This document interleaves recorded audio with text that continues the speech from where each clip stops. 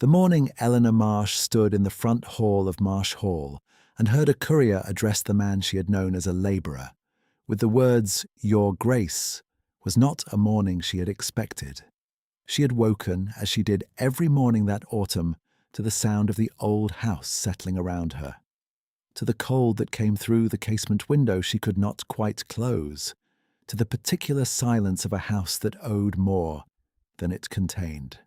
She had dressed without assistance, as she had done for the better part of 2 years, and she had gone downstairs to the writing desk in the study where the account books waited, as they always waited, patient and damning in equal measure. She had not expected the front hall to hold anything that morning except the ordinary small traffic of a decaying country estate. She had not expected the world to rearrange itself around a single form of address, spoken by a man in a mud-spattered riding coat, to someone she had given water to in the kitchen garden not 3 weeks before. She stood at the top of the stairs and did not move. The courier was still speaking. The man below, the one in the plain, dark coat who had spent November clearing deadfall from the eastern wood, stood with his back half turned toward her, and she could not see his face. She could only see that he had gone very still in a way she had not seen him go still before, and that the stillness was not surprise. It was recognition of something inevitable. She had no name yet for what she felt in that moment. She found it later. She found it in pieces over the days that followed, the way one finds the shards of a broken thing, and understands, only when they are all assembled, what the original shape had been. This is where that shape began. Marsh Hall stood 11 miles from the nearest market town, at the end of a lane that the autumn rains turned to a ribbon of orange mud from September through to February. It was not a great house. It had been a comfortable one once, in the years when Eleanor's father had been alive to manage it, when the home farm had carried its own weight and the tenants paid on quarter day without reminder. That was before her father's death 6 years ago, before her mother had taken the management of the estate entirely into her own hands and had managed it in the precise way that water manages the side of a hill, by finding every possible opening and running freely through it. Eleanor was 23 years old in the autumn of 1834. She was not beautiful in the way her mother had hoped she would be, which was to say she was not useful in the immediate and uncomplicated manner that a dazzling face and a fashionable figure might have made her useful. She was tidy, she was fair-haired, she spoke French and Italian with the facility of someone who had taught herself from the estate library's collection of grammars and novels, and she kept accounts with a precision that any estate steward in the county would have recognized and none of them would have credited being a woman. She had managed Marsh Hall's finances in everything but name for 2 years, since the last steward left without adequate notice, and her mother had not replaced him on the grounds of economy, which was the one economy Lady Cecily Marsh had ever genuinely practiced. The total debt on the estate, when Eleanor had first set the account books in order in the autumn of 1832, had been something over £1,000. By October of 1834, through careful management of the home farm, the letting of the south field to a neighbouring tenant, and a series of small retrenchments that her mother had accepted with ill grace and immediately began to undermine, Eleanor had reduced it to £800. She kept the number written on the inside cover of her private accounts ledger in her own hand in ink that she had gone over twice so it would not fade. £800. It was a sum that could ruin them or save them, depending entirely on whether there existed anyone in the world willing to wait for it. She had not yet discovered that the question of waiting had already been answered, though not by anyone she would have thought to ask. Lady Cecily came to Eleanor on the 28th of October, in the morning room after breakfast, while Eleanor was writing letters of inquiry to 2 creditors in London who had not yet received their quarter's payment. She came in the way she always entered a room that Eleanor occupied, which was with the slight air of interruption, as though whatever Eleanor had been doing was a minor inconvenience to a more important purpose. "I have had a letter from Sir Aldous Pemberton," she said. Eleanor set down her pen and turned in her chair. She already knew the name. Pemberton had appeared at 2 neighbourhood assemblies that autumn, a man somewhere past 50, with a large estate in the next county, and a manner that suggested he had long ago stopped finding other people particularly interesting. He had spoken to her mother at considerable length at both events. He had spoken to Eleanor herself for perhaps 12 minutes in total, during which time he had asked about the state of the home farm's sheep pasture, with the focused attention of a man assessing an investment. "He wishes to formalize an arrangement," her mother said, and sat down at the small table near the window with the particular deliberateness of someone who has rehearsed the sentence and is now delivering it. Eleanor felt the words land with the flatness of something inevitable. She looked at her mother's face. Cecily was 51 that year, still handsome, still possessed of the social confidence that had always been her most reliable asset, and still entirely capable of mistaking that confidence for wisdom. "What kind of arrangement?" Eleanor said. "A betrothal, of course. He is prepared to settle the outstanding debts against the estate. All of them, Eleanor. Every arrear, the London creditors, the principal on the old mortgage, the quarterly bills. He would take the full £800 as a settlement and call the account closed." Eleanor turned back to the writing desk and placed her hands flat on its surface, on either side of the unfinished letter. The grain of the wood was familiar under her palms, slightly rough where the varnish had worn through near the left edge. She looked at the letter she had been writing. She had gotten as far as, "In response to your most recent communication, I write to assure you that—" She did not finish the sentence that morning. "I have not been consulted," she said. "You are being consulted now," her mother said. "This is not consultation," Eleanor said. "This is announcement." Lady Cecily drew herself up in the way that she did when she felt her position was being inadequately respected. "Aldous Pemberton is a man of excellent standing and considerable property. The alternative is that we lose the house, Eleanor. We lose the home farm, we lose the tenancies, we lose everything your father left. I will not allow that to happen." Eleanor heard in that sentence the precise shape of a person who has run up a debt and then blamed the creditor for the inconvenience of being repaid. She did not say this. She closed the account ledger on the desk with a quiet, deliberate motion and stood. "I will need time to consider," she said. Her mother had looked at her with the expression Eleanor knew better than any other expression in her repertoire, the one that meant the decision had already been made, and the consultation was a courtesy being extended as a formality.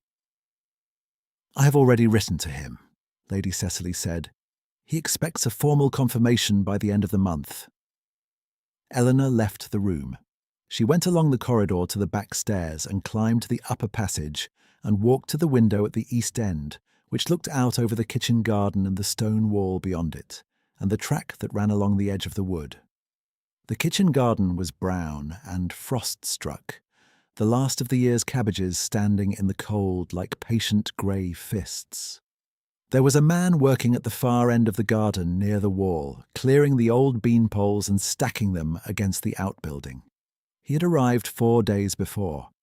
He had given his name as James Carson, had asked Mrs. Dora Finch, the housekeeper, whether there was temporary work to be had, and Dora had said there was, on the grounds that the kitchen garden needed putting to bed for winter, and there was no one to do it. Eleanor watched him work for a moment from the upper passage window. He moved with the economy of a man who knew his own strength and did not waste it. She noted the straightness of his back, the way his hands worked the task without fumbling, the fact that his coat, though plain and worn at the elbows, was made of better cloth than a labouring man would ordinarily own. She filed the observation away without examining it. There was too much else to examine that morning. She went back to the study and opened the account ledger again and looked at the number written on the inside cover. £800.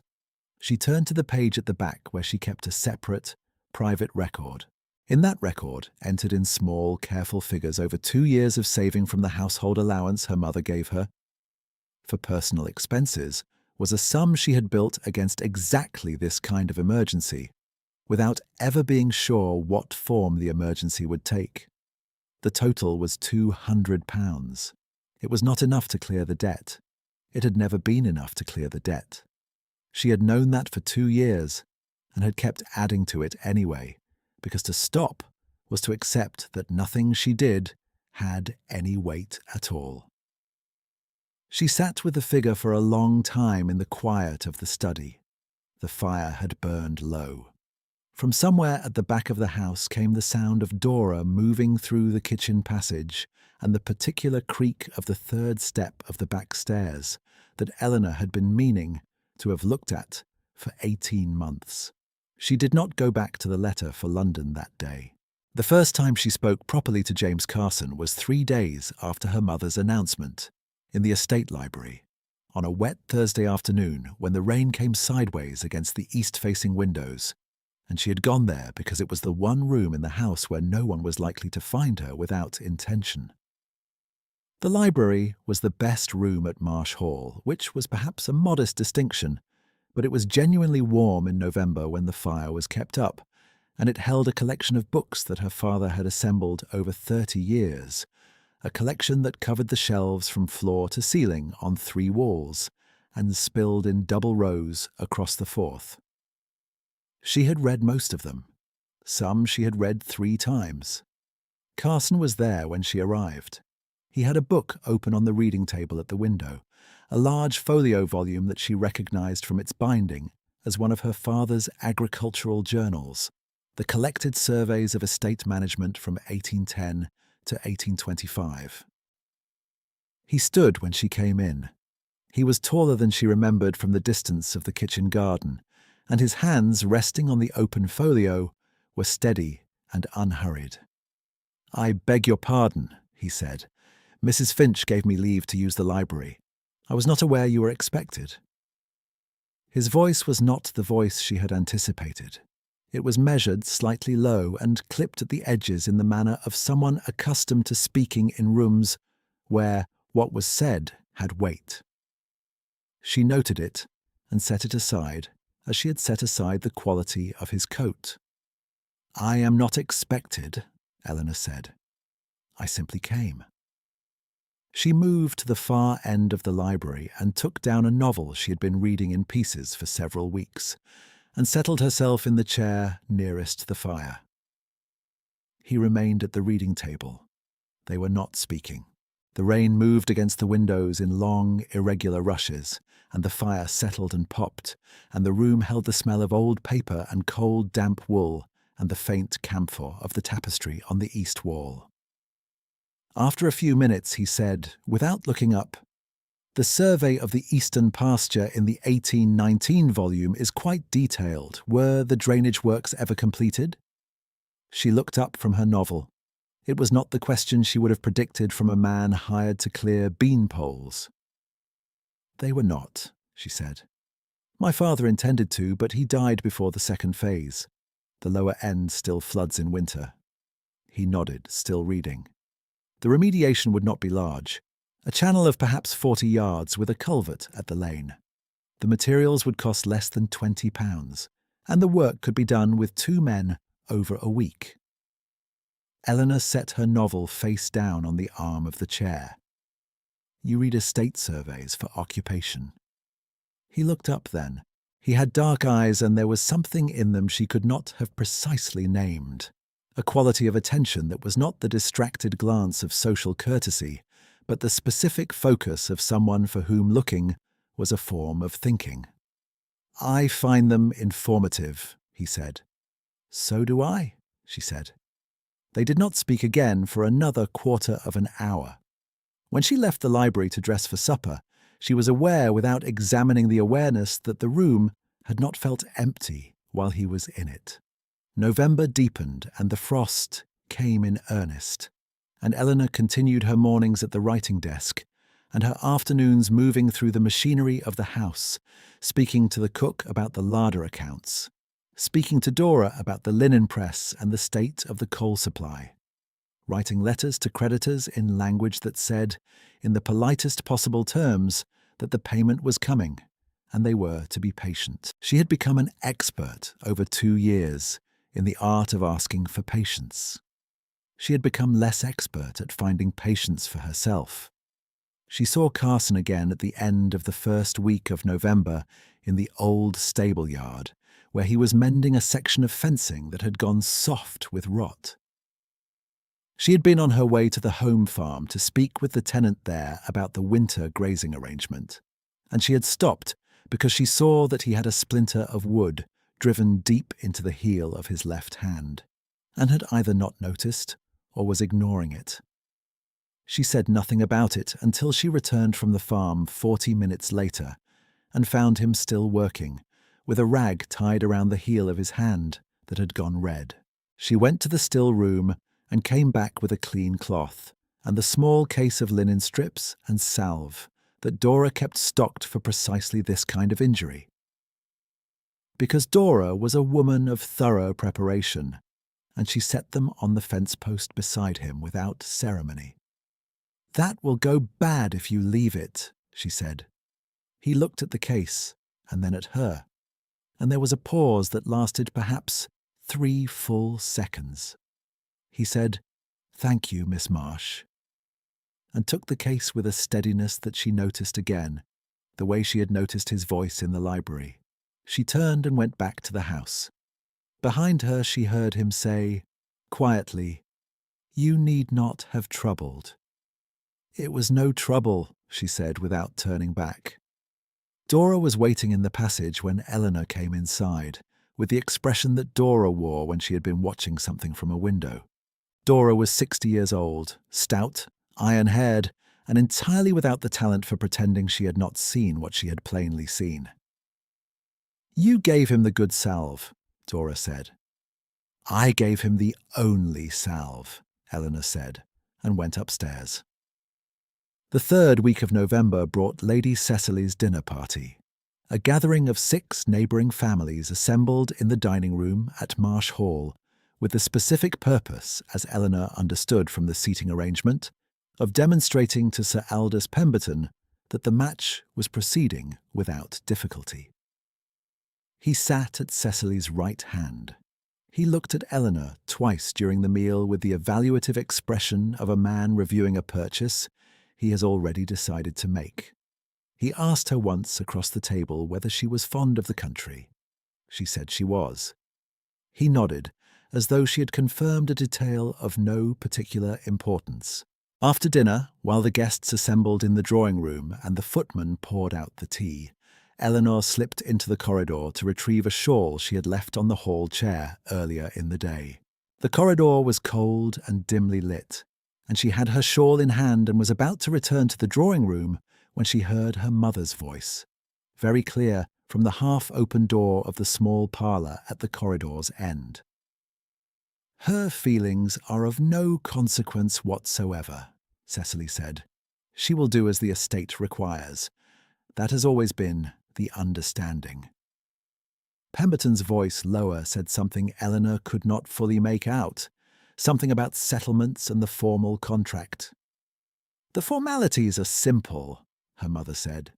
"I have signed on her behalf. The matter is settled. Her agreeable or disagreeable nature in the particulars is not a variable in this arrangement." Eleanor stood in the corridor with her shawl held in both hands and listened to her mother use the word variable about her. The cold of the corridor moved around her ankles. From the drawing room came the sound of cups being set in saucers, and a brief burst of conversation, and then laughter. She stood there for what felt like a long time and was probably no more than 20 seconds. Then she went back to the drawing room and drank her tea, and answered 2 questions addressed to her by the vicar's wife, whose name was Mrs. Hartley, about the condition of the lane near the south gate, and she did not look at her mother for the remainder of the evening. She went to her room late that night and sat at the small table near the window with the private ledger open in front of her. The £200 she had saved was entered in careful figures at the back of it, as it always was. She sat and looked at those figures for a long time. Her feelings were of no consequence whatsoever. She picked up her pen and wrote, in the margin beside the total, a single note to herself. It said, "Then let the act speak." She closed the ledger, undressed in the cold, and got into bed. She did not sleep well, but she had made her decision. She encountered Carson a 4th time, on a grey afternoon in the 3rd week of November, on the path along the eastern wood where she had gone to walk, because the house had felt very close after a long morning of correspondence. He was at the edge of the wood, assessing the old stone boundary wall, and had a small notebook in which he was making careful notations. She stopped when she saw him, and he put the notebook away. "I apologize," he said. "I have overstepped. Mrs. Finch asked me to note where the wall needed relaying, and I have been thorough." "The wall does need relaying," Eleanor said. "Several sections of it." She came to stand beside him and looked at the section he had been examining. 2 stones had dropped from the top course. The mortar below was crumbling, and she could see from the pattern of the damage that it had been going this way for years. Her father had made a note of it, she remembered, in the very same agricultural journal she had seen Carson reading in the library. "The northwest corner is worse," she said. 3 years of neglect. I made a note of it in September." He looked at her steadily. "I found the note," he said. She looked at him then. "In what journal?" she said. "In the house accounts ledger," he said. "The one in the study on the writing desk. Mrs. Finch showed me the bound records so I could understand the scope of the grounds.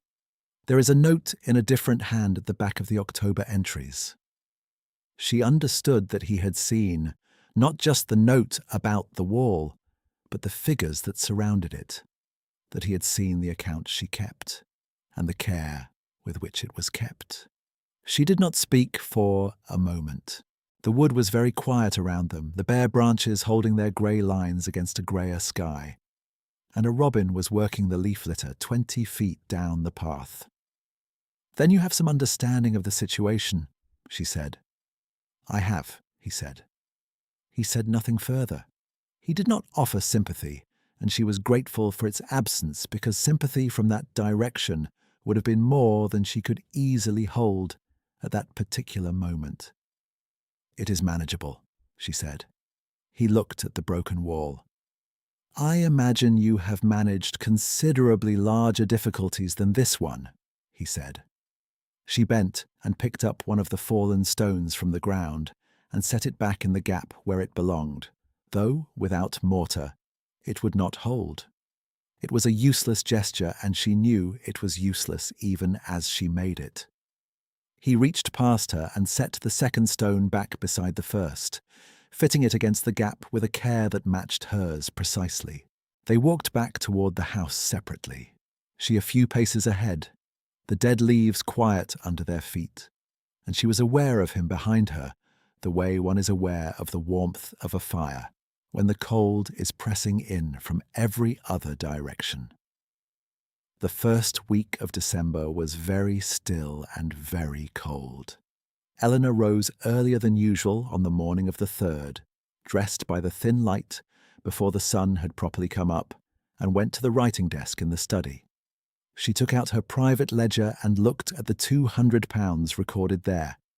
She had converted it over the preceding year, partly to funds held in a small country bank in the market town, a detail she had not mentioned to her mother on the grounds that money her mother knew about had a way of becoming money her mother had already spent. She wrote a short letter to the bank.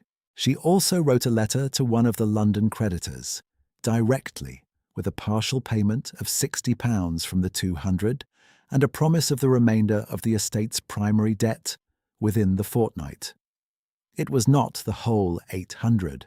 It was not near the whole 800. But it was £140 applied to the most pressing of the outstanding accounts, the one the London solicitors had written about most recently, the one whose language had stopped being polite in October. She sealed the letters, addressed them in her own hand, and took them to the hall table to be given to the Morning Post.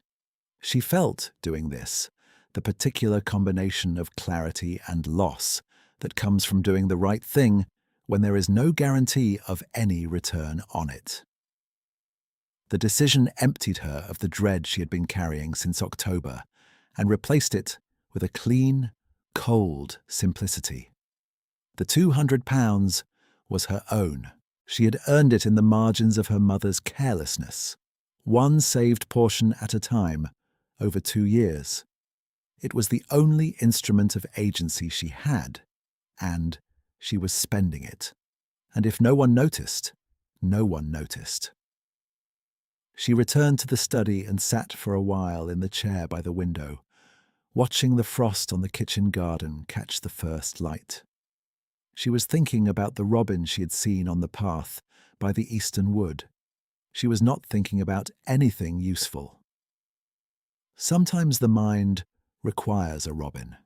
She did not know that 2 mornings before she wrote those letters, a separate arrangement had been quietly made. She would not know it for another week. On the morning of the 10th of December, a courier arrived at Marsh Hall. Eleanor was in the front hall when he came, occupied with a basket of correspondence she was bringing from the study to give to the footman for the post. The courier came through the front door, which stood open because Dora was having the hall carpet beaten, and he looked about the hall and then looked at the man who was at that moment coming through the passage from the back of the house with a hammer and a report on the state of the scullery window latch. The courier said without preamble, "Your Grace, I have correspondence from your solicitors in Lincoln's Inn. Mr. Haverford sends his apologies for the delay and asks that you confirm receipt." Eleanor had her hand on the banister at the top of the front stairs. She felt her fingers tighten on the polished wood. The hall below her went very quiet. James Carson, who had been walking through the passage with a hammer in his hand, stopped.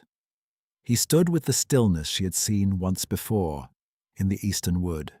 He did not look up at her immediately. He looked at the courier for a moment, and then he set the hammer down on the hall table, very carefully, and said, "Yes, I will receive it." The courier held out the letter. It bore a seal that Eleanor could see clearly from the top of the stairs. The seal was large and dark red, and clearly not the seal of a man who mended fences for temporary wages. He took the letter. The courier bowed, which was a bow of a specific depth that Eleanor had not seen directed at a day labourer before, and left. The hall was still. From the kitchen garden came the distant sound of the carpet being beaten. Eleanor did not move from the top of the stairs. He looked up at her then. He was holding the letter with one hand, and the hammer was on the table beside him. And there was a quality in his face that she could not have named, precisely except that it was the expression of a man who has been discovered by the exact person he had hoped and feared would discover him. "Miss Marsh," he said. Her voice, when she found it, was level. It was the voice she had always had, the one that did not perform what it felt. "You owe me an explanation," she said. "I owe you considerably more than that," he said, "if you are willing to hear it." She came down the stairs. She was aware of Dora in the doorway of the passage, very still, with the expression she had worn by the window when Eleanor gave him the salve, except 10 times more of it. They went to the library because that was where they had first spoken properly, and because the library had always been the room at Marsh Hall where the most important things were said. He told her his name in full. James Alderton Carson, 5th Duke of Ravenswood, which she had not heard of because his estates were in the north of England, and he had come south in the autumn to settle a matter of a distant property he had inherited through a trust, a property that bordered Marsh Hall. He had come with no intention of staying past a week.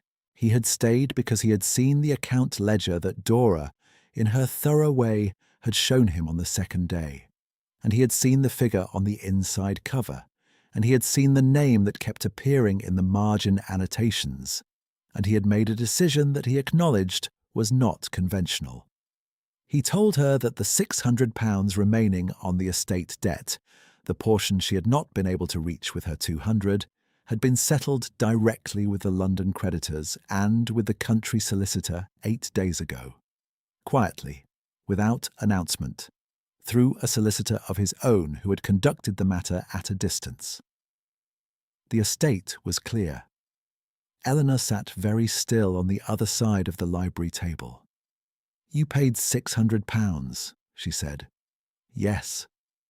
"Without telling me." "I could not tell you without explaining who I was," he said. "And I was not yet certain you would want to know." She looked at the window. The frost was gone from the garden now, the sun having finally climbed above the east wall, and the kitchen garden looked clean and spare in the winter light. She thought about the £200 she had sent to the London creditors. She thought about the letters she had written and sealed and handed to the footman in the dark of a December morning, when there had been no reason to expect that anyone of consequence was watching. "My letters reached London before your solicitor did," she said. "By 2 days," he said. "Yes." She turned back to him. "Then the debt was already being reduced when you settled the rest." "It was," he said. "The £140 you sent arrived on the 7th. My solicitor's communication arrived on the 9th. The remainder of your 200 is still held at the bank. The creditors applied the payment separately." She thought about that for a moment. The £200 she had drawn on in the first week of December, spent from her own saved portion with no expectation of return, had arrived and been received before the balance was cleared by anyone else. The act had preceded the resolution. It had not been absorbed or made irrelevant by the larger settlement. It stood on its own. She was not sure whether to be grateful for that, or whether gratitude was even the right word for what she felt. "You should have told me," she said. "Yes," he said, "I should." He did not add anything to it, and she appreciated the absence of the addition. Lady Cecily came to the library door within the quarter hour, having been told by Dora with the serene efficiency of a woman who had been waiting 30 years for exactly this kind of morning, that Miss Marsh was in the library with a visitor. She came in with the air of a woman entering a room she owns, and she had nearly begun the sentence she had prepared, something about the impropriety of private meetings with estate labourers, when she saw the letter on the table and the seal upon it, and the way James Carson was standing with his hands at his sides and his back very straight, in the way that she had, Eleanor realised, never seen a day labourer stand. Cecily stopped. He looked at her with the measured courtesy of a man who sees exactly what is in front of him. "Lady Cecily Marsh," he said, "I believe you have recently entered into an arrangement with Sir Aldous Pemberton on behalf of your daughter's estate." Cecily's eyes moved to the seal on the letter. They moved back to his face. Something in the social confidence she had carried into the room began to adjust itself. "I have," she said, and her voice was slightly less certain than it had been in the corridor outside the small parlour 3 weeks ago. "You will need to write to him," he said. "The outstanding debts on this estate have been settled in full. The grounds on which the betrothal arrangement was contingent no longer exist. I would recommend doing so promptly before he makes any public communication of the terms." Cecily opened her mouth and closed it. She looked at Eleanor, and Eleanor saw, in her mother's face, the specific expression of a woman whose instrument of control has been removed without violence and without warning. The authority was still there in posture, in habit, in the 31 years of a household arranged around her preferences. Only the instrument was gone. "You are," Cecily said, and stopped. "The Duke of Ravenswood," he said. "Yes." The room was very quiet for a moment. The fire in the library hearth had burned to a low, steady warmth. Outside the window, the kitchen garden sat clean and spare in the December light. Cecily turned and left the room. Her footsteps went down the corridor with a slightly different tempo than the steps that had brought her in. Pemberton arrived at Marsh Hall 3 days later, on the 13th of December, because Cecily's letter had apparently not been prompt enough.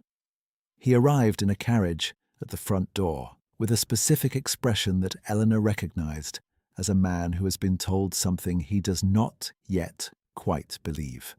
Dora received him in the hall with the absolute implacability of a housekeeper who has been in a household for 30 years and cannot be moved by the inconvenience of a visitor, and she conducted him to the morning room while Eleanor was sent for. Eleanor came to the morning room doorway and found Pemberton standing by the window with his hat in his hands, which was not a posture she had previously seen him adopt. "Miss Marsh," he said.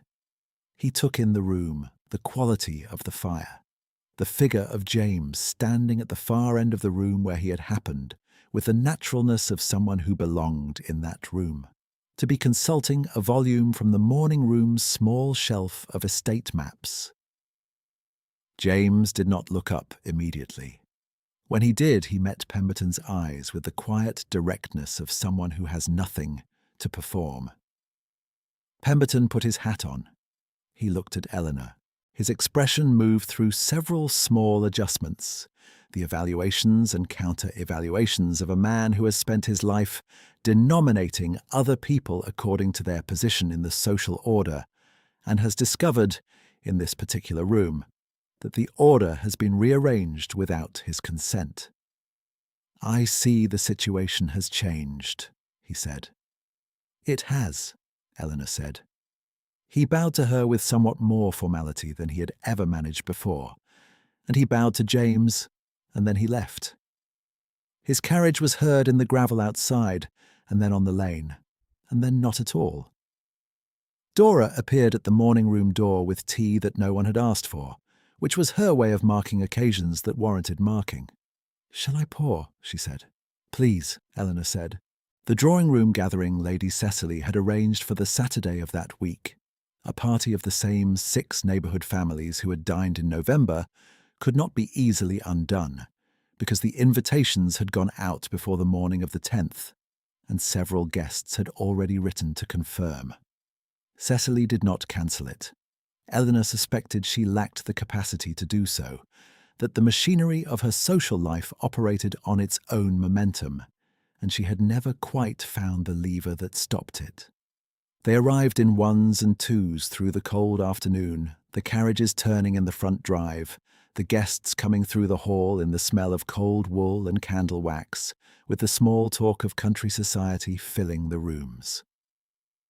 Mrs. Hartley, the vicar's wife, arrived early and greeted Eleanor with a warmth that suggested she had heard something, though she did not say directly what. The Allin family from the next parish arrived with their eldest daughter, and the daughter spent a rather longer time than necessary looking at James, who stood near the library door in a coat that was not the worn dark coat of November, but something considerably better, and who received the attention of the room with the patient equanimity of a man accustomed to rooms that pay attention. Lady Cecily moved through her guests with the grace of long practice. She spoke to everyone. She did not speak much to Eleanor. When Mr. Hartley, the vicar, who had been given to understand by his wife that something of consequence had occurred, asked Cecily who the gentleman by the library door was, Cecily paused for a moment that was just long enough to be felt, and then she said, "A neighbour's guest," and moved on. Eleanor, standing near the window with her cup, heard the pause.